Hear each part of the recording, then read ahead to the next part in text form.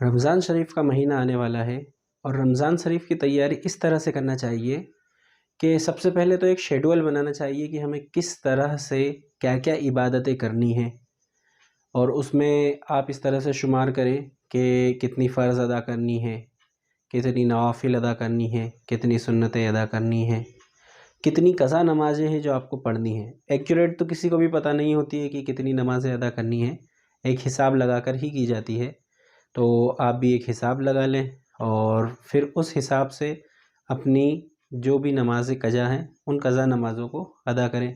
اس کے علاوہ قرآن شریف کی تلاوت کرنی ہے، ترجمے کے ساتھ قرآن شریف کو پڑھنا ہے۔ یہ بہت ہی اہم ہے جو کہ بہت کم لوگ کر پاتے ہیں۔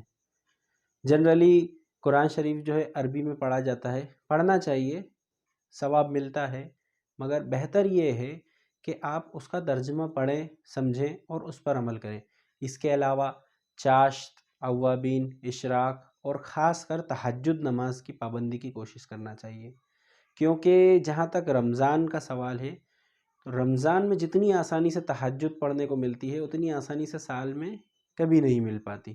اس لیے کوشش کرنا چاہیے کہ رمضان شریف میں جتنی بھی تہجد نمازیں ہیں ساری کی ساری ادا کی جائے۔ اور ان سب کے علاوہ ایک اور بہت اہم چیز ہے، وہ ہے کہ آپ کو مسئلے مسائل، دینی علم، اس طرح کی چیزیں جو ہیں وہ بھی سیکھنی چاہیے۔ آج کل بہت آسان ہو گیا ہے آن لائن کورس کرنا، تو آپ کوئی بھی آن لائن کورس کر سکتے ہیں۔ درس نظامی سے ریلیٹڈ کوئی بھی آپ کورس کر سکتے ہیں، یا مسئلے مسائل کے کوئی بھی کورس، بہار شریعت کا یا قانون شریعت کا، جو بھی آن لائن کورس ہو۔ اگر آپ قرآن شریف پڑھنا نہیں جانتے ہیں عربی میں صحیح طریقے سے، تو آپ صحیح طریقے سے قرآن شریف پڑھنا، اس کا بھی آن لائن کورس کر سکتے ہیں۔ تو کم سے کم یہ کوشش کیجئے گا کہ رمضان کے ایک مہینے میں کوئی نہ کوئی آپ کو ایک کورس کرنا ہے۔